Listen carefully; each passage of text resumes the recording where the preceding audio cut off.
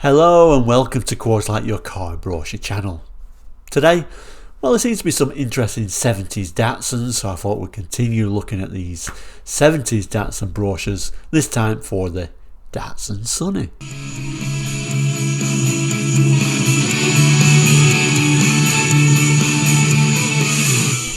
Welcome back, and if you're new to Quartz Like, actually, we're a car brochure channel here on YouTube, looking at car brochures from around the world for the 60s, 70s, 80s and 90s, and sometimes beyond that as well. So if you're interested in car brochures and cars, please consider subscribing.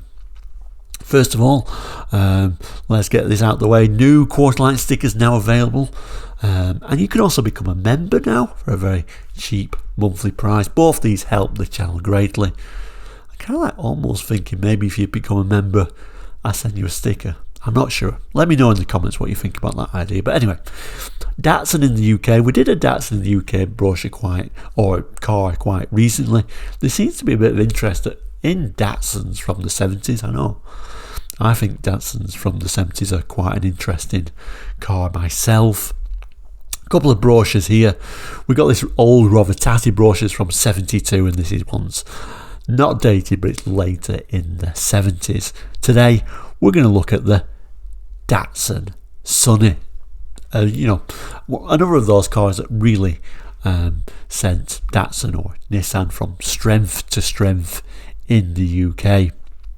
Because you can think in the UK, we're talking early 70s, lots of strikes for UK cars. Think about things like British Leyland, all their strikes, and even other companies as well having strikes, and then you could pick a Datsun up very cheaply, and it's there, it's available. What more? It's got more equipment levels than the British cars, and it's also reliable. So you can imagine how they got a little bit of a foot in the door with these cars. Anyway, let's start over here and let's have a look at our first Datsun Sunny. So here's our first one, these Sunny 1200s. Now I must confess, these particular Sunnies I don't particularly remember too well. They ran in the UK from around about 70 to 73, somewhere around there, and like I said, I don't remember them too well. I guess I was too young to really notice this particular model in the early 70s, sometimes referred to as the chassis code B110. So this brochure is 72, so it's right in there when they were being produced, and probably when they was at the height of their sales. And actually this is one of the cars that really got a foothold, started Nissan off. We've now got this car, it's really reliable, and people started realising these Datsuns were pretty reliable cars in their time. Let's zoom in on the text and learn a bit more about this particular model before we look at the later brochure and see how it changed. So it starts by telling us it's available as a 4-door saloon or a 2-door saloon or a coupe or an estate, which was quite common actually for Sunnies. It says the new Datsun has all the advantages of a light compact car: easy ownership, easy parking, easy handling, and most impressive economy. But unlike other cars, the Datsun 1200 has big car performances apparently. Then it gives us this second image of the estate by the looks of it, although notice no carpets or anything, we're straight onto the metal, so it's probably quite noisy on the inside. Okay, so it tells us this particular one's got an 1171cc engine, 4-cylinder of course, 69 brake horsepower, and it tells you the Datsun 1200 can really get you there. Turning circle of just over 26 feet. Puts this Datsun into places where ordinary cars have problems. Carefully engineered suspension gives that added safety factor with superior road holding ability, which combined with a sound light steering and disc front and drum rear brakes gives driver and passenger complete relaxed confidence. And then it starts listing all the features they've got, from the 4-door saloon to the 2-door saloon to the coupe to the estate. But let's just have a look at the 4-door saloon. It says standard equipment includes padded instrument panel, 2-speed wipers, electric screen wash, carpeting throughout, heater and demister, reversing lights, headlamp flasher, cigar lighter, parcel shelf, glove locker, coin trays, ashtrays, steering lock, padded sun visor, external rear view mirror, and a petrol tank lock. And indeed, if we zoom in on the back there, we can see we've got integrated reversing lights, which I think was quite nice for the early 70s. Seems quite nice. I always think with Datsun Sunnies, they always give the most horrendous wheel trims, but that's my view. I'm sure some of you really love them. So here we go. I mean, yeah, you can see those integrated reversing lights. I do think they seem quite ahead of the time. 70s, I don't remember many cars having that. Nice little Datsun script on the side. I do like the styling of this car. I know a lot of people say, oh, the Japanese were just copying everyone else, but I like how it swoops down the back here. Got head restraints, you know. What more can you want? Okay, so the next Sunny is in this tiny little brochure. It's obviously the next generation now. We're later in the 70s, so let's just have a look at that. So I've kind of like folded this brochure down so we can see this, but this is the next generation, the third generation this would be, the Datsun Sunny. And this is called the Datsun Sunny 120Y. This particular one's a 4-door saloon, but again, like the previous Sunny, we got different variations, which we'll certainly have a look at in this brochure. And these ran from 73 to 77. I do remember these. These were everywhere. I think rust was a bit of an issue, but I certainly remember them still running around quite happily in the 80s. A very reliable car, and again, one of those Datsuns that really got its foot in the door with the UK buying public. So yeah, this is the 4-door. Let's just zoom in on the text. Let's learn a bit about this 4-door, and we'll move on and look at the different ones. So it's telling us it's neatly styled saloon using well tried and proven mechanical parts throughout. Accent on reliability and economy, brisk performance and superb lightness of clutch and gear change make driving easy and enjoyable. Modern, attractive interior, choice of 2 or 4 doors. Specifications, you've got 1171cc, 69 bhp at 6000 rpm, 4-speed all synchromesh gearbox or a 3-speed also option, independent front suspension, McPherson struts, live axle at rear, front disc brakes, dual circuit, recirculating ball steering. Information there about the tyres and the length, and it goes on to tell us maximum speed of 91 miles per hour, doing 40 miles per gallon.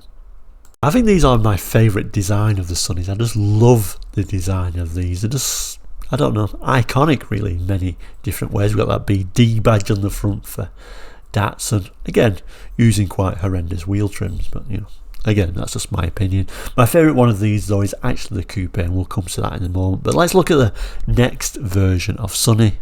And there it is, the Datsun 120Y Estate. Yeah, you can get them as an estate.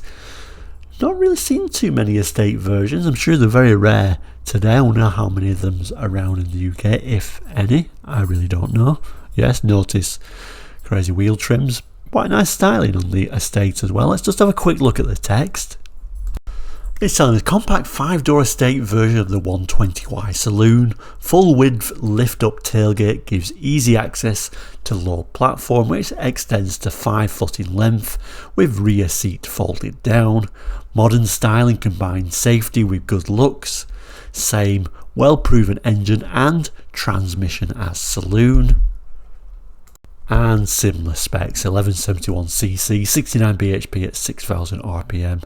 Etc, etc, saying the maximum speed of these is 89 miles per hour, typical MPG 38, so we have dropped maximum speed and miles per gallon down a little bit. And then if we just pull back here, the final Sunny we're looking at today is indeed my favourite, the coupe, so let's go down to that one. Yeah, it looks so good. I just love the styling of the Sunny of this generation anyway, but particularly in coupe form, I think it just looks really nice. And yes, I'm going to lose some coolness points here, but I would certainly have this over a 70s Escort anytime, and I know that's going to upset quite a few people. Let's have a look at the text and then we'll come back and zoom in a little bit further. So the 120Y Coupe, stylish two-door coupe version of the 120Y, offering a high standard of comfort and equipment, still with economy and reliability. Lift-up tailgate gives access to luggage platform, which can be extended by folding rear seats. A delightful combination of good looks and practical virtues. Similar idea with the spec, so we've got 1171cc engine, 69 bhp at 6000 rpm. Moving down to the bottom, this one will do maximum speed of 91 miles per hour, so a little bit faster, and it's doing the same sort of miles per gallon as the saloon at 40. So yeah, miles per gallon same as the saloon, and even the maximum speed is the same as the saloon as well, although it looks faster while it's doing it. That's the main thing. Bit faster than that estate though. But yeah, I just love the styling of this, particularly the rear end, how it tapers off.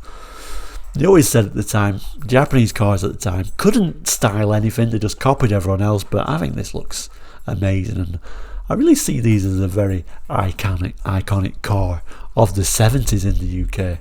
Lots of them around, they lasted well, totally reliable, unlike the British cars at the time, and at the end of the day they were still cheap to buy, and that's the key to success, I think.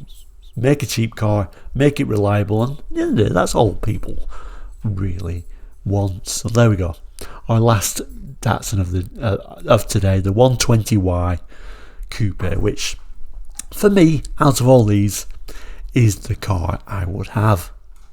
Oh, the lovely little Datsun Sunnies of the 70s. Great little cars. If you want me to look at other Datsuns of the 70s, I certainly can do. Looking at that later brochure, it was things like the Datsun Violets and Datsun Bluebirds of the time. Very rare cars today, actually. But thank you so much for watching. Many more episodes, of course. In fact, you may have heard a few little jingles in the back of this episode, and I'll show you the reason why. Yeah, we've got a puppy, so there may be a few little noises in the background as the cats are training him. So, apologise if there were any noises in this particular episode. But anyway, thank you so much for watching today. Many more episodes to come in the near future, so if you're not subscribed, please do so, and if you like the video, please do click that little like button. Let me know about membership. Is there any interest in membership? Maybe sending a sticker for membership? I don't know. Any ideas you've got, always welcome to hear them. Of course, the main thing is to comment on today's car. Always reading your comments, your own personal experiences. That really means the most. You know, you had one of these for 10 years, it was fantastic or terrible. I think that actually means more reading those sorts of comments than it does reading journalist cars who ran the car for 4 hours and said it was brilliant or terrible. Anyway, thank you for watching. Please do take care. We'll see you very soon, and bye.